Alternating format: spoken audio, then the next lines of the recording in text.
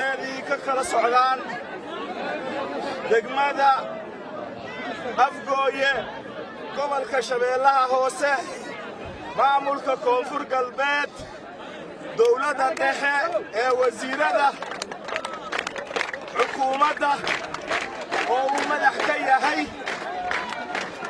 ra'iisul wasaare Xasan Cali Khayre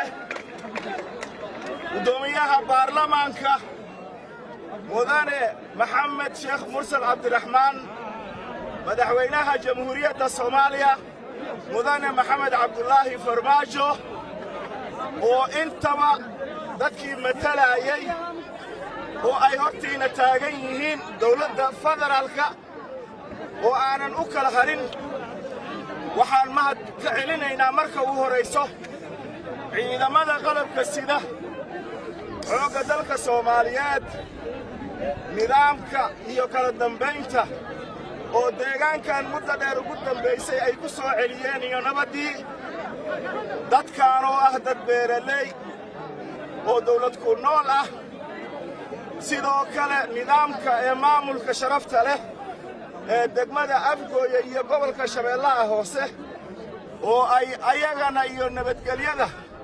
booliskoodii ayagoo iskaashanaya ay u sameeyeen nidaam kala dambeyn leh guud ahaan waxaa sharaf inoo ah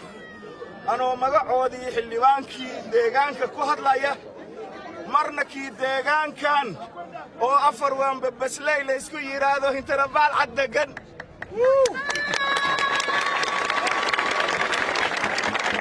marna anigoo degmada Afgooye matalaya oo deegaankaygii degmo ah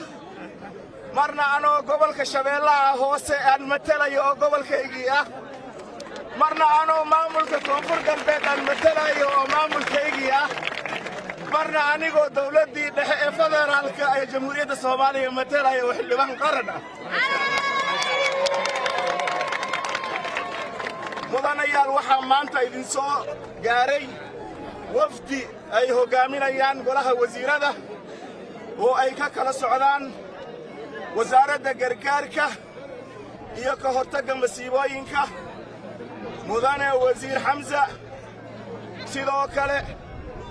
wasiir ku-xigeenka arrimaha gudaha mudane Isaaq Axmed Maxamuud Isaaq Awow wasiir ku-xigeenka caafimaadka wasiirka gaashaandhigga oo isaga dhammaan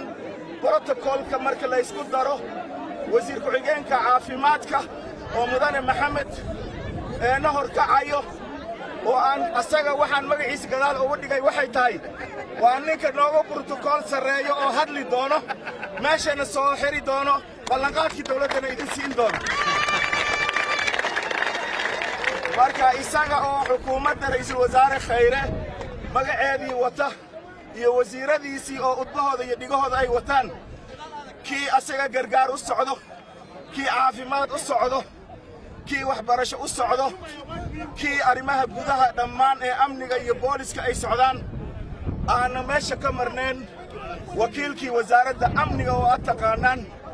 doorka ayadana ay ku leedahay arrimaha dalka oo wasiir Ducaale matalaya mudanayaal aniga magaciina inaan oga mahad celiyo dawladda oo horeyna u soo booqday halkan madaxweyne Farmaajo ayaan maantana waxaan rabaa inay arkaan dadkan ee Soomaali aan u sheegnay inay abaartii 49kii meeshii Soomaali oo dhan wax looga qeybay cuntada ee ayada u gurmatay inay deegaankan ahaay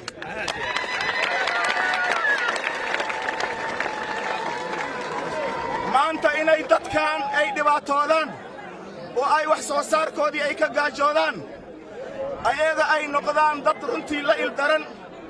u baahdaan gargaar ilaahay xaggiisay ka ahaatay laakiin waxay maanta diyaar u yihiin hadday dawladda ay heleen inay ayaga iska dahay Soomaali inteeda kale ay quudiyaan sidii lagu bartay marka dawladda waxaan ka codsanaynaa maamulkii degmada waa joogaa maaliyadda ninkii mas'uulka ahaa degmada Afgooye waa joogaa wakiilka arrimaha bulshada waa joogaan gobadhayni qaaliga ah dunia arrimaha bulshada waa joogtaa gobolka mudane Najax xaguu ka soo gacan taago haya taliyaha nuuno booliska waa soo socdaa عربي واجوغا جيري حتى واجوغا دولتي هوسي حلقة ما مقنا دولتي يوم من دقمة إلى قرن إلى إمام القبلات إيس وضطه أيا إذن تبد وحان كربنا وحقبت وحبرشو عافيمات beeraha la hormariyo kanaalo la bixiyo suuq la furo dibudis dadkan oo dawladnimadoodii la soo celiyo waana ku faraxsanahay inay dhalinyarada ay ka qayb qaadanayaan talada dalka iyo amniga waxaan arki doontaan wax kasta waaweyn sanadka soo socdana aw buraalo idinku casuumayna